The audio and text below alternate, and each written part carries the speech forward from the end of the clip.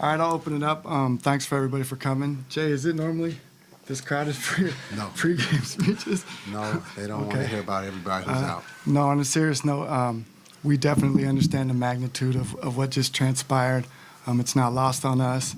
Definitely would like to thank Luka for his brilliance and, over the last, 4 years since we've been here, what we've been able to accomplish, as well as, Maxi Kleber. When he got hurt the other day and I go in the back and check on him and the first thing he says is sorry for getting hurt, but that just, kind of goes to the type of person he is.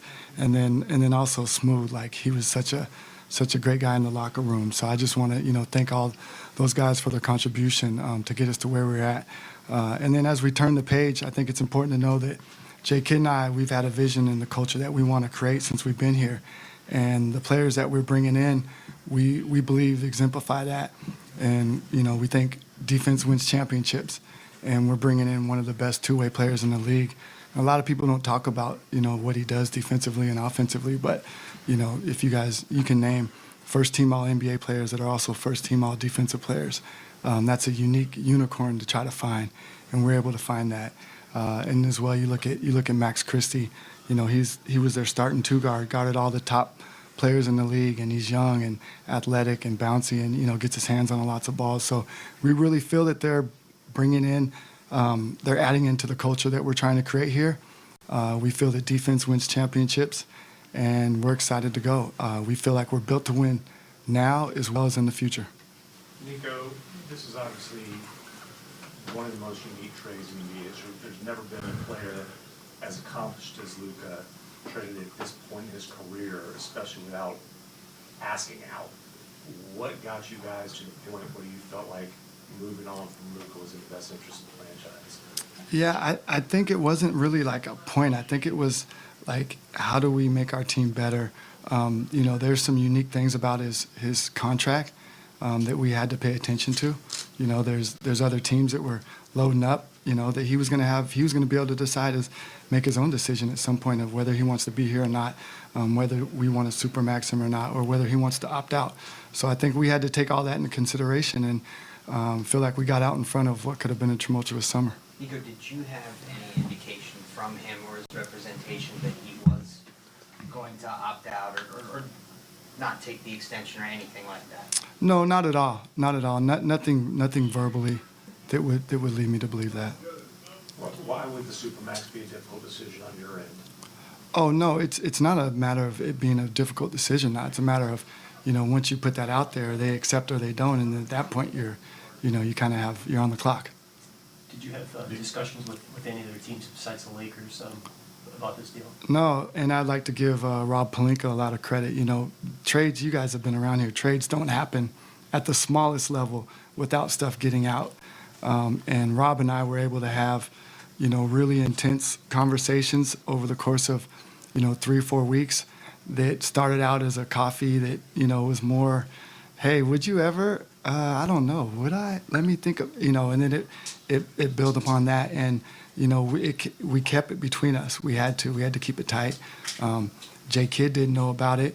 But Jay Kidd and I are aligned, and we talk about archetypes, and we talk about the culture that we want to create. So I know the type of players that he likes without actually talking to him. Hey, would you like, so I know that. And Jay Kidd coached them when they won a championship. So I think when you're aligned with your coach like that, I know the type of players that he likes. And so I felt good about it making sense to where we're trying to go. With Luka's pedigree and potential that he's shown so far, this feels like a move that you absolutely have to be right about. There can't be any doubt in your mind when you pull the trigger on it. I'm just curious, what convinced both of you that you will not be wrong? Well, let's be clear. I'm the one making the decision, and Jay's supportive of it, so it's me. I don't do anything that's scary. I think everything that we do, we put a lot of work into it. We study it, and we restudy it, and we go back, and I understand the magnitude of it. So the easiest thing for me to do is do nothing, and everyone would praise me for doing nothing. But we really believe in it, and time will tell if I'm right. You've said it a number of times. You've mentioned the word culture and how Anthony and the other players you bring back fit that culture. Are you implying that Luka no longer fit that culture? No, listen, one thing about me, I'm not going to talk bad about any players. Like that's not going to do, you know, us or me any good. I just say there's levels to it, and there's people that fit the culture, and there's people that come in and add to the culture, and those are two distinct things.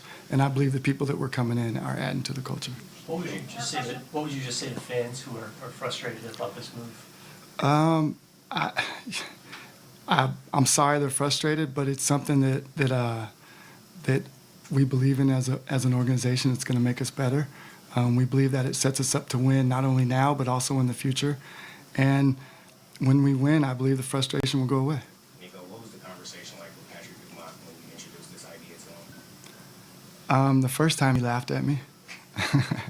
No, I mean, Patrick, he's the owner. Obviously, he's the ultimate decision maker, but he entrusts in J. Kidd and I to lead this team, and he's putting the trust into us. And then, obviously, you got to get judged on the performance that you've done as a leader. And at some point, if it doesn't work out, then I'll be judged for that.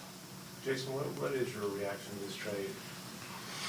Yeah, I think it's, you know, it's something that, as Nico's brought up, we are aligned, right? And so just understanding Luka, when I first came here, you know, excited about the opportunity to coach an upcoming star and who became a mega star. And I was just blessed to have that opportunity to coach him. But when you look at the vision of the team and what Nico wants to build, I truly support that. And truly believe that the players that we're getting are the ones that can help us achieve that, and that's to win a championship. Well, why do they fit that vision better? It's not about better. It's about, you know, being able to, again, Nico has talked about defense. Defense wins championships. AD is the one that we truly believe fits with D-Live and Gaff and PJ. And so when you look at going forward, we're looking at the window to win now, and with AD and Christie, and not to forget about Christie, he's a young wing that we believe that fits. What do you envision? I mean, does AD start at 4 for you guys? Is he a 5? How do you envision that working? I gotta be honest with you. Right now, I'm only focused on today's game, right? Like You're not being honest with me. I am. I got a list of players I gotta tell you who are out, and we got a game today, right? And so as we go down the line, I'll be able to answer that question for you. And I'm not avoiding that question. Like as you see the rosters built, he probably will start at the 4, but I can give you more concrete information as we go forward. All right, recognize who. When do you expect these guys in uniform? Not sure. I don't have the perfect answer for that because, I mean, everything just happened. I don't even think it was midnight last night, like 2, 3 in the morning. So we're still trying to get physicals, figure out how long that's going to take, get people in the market. So we don't have a perfect answer for that. Do you have an idea about AD's availability in terms of the abdominal issue that he's dealing with now? No, we'll learn. One, it wasn't significant. And 2, we'll learn more as we go through the physicals. You mentioned you think this will work in the short term and the long term. Short term makes great sense. How do you see this working out well for the organization in the long term? Well, I think the long term is the time frame. I think he fits our time frame.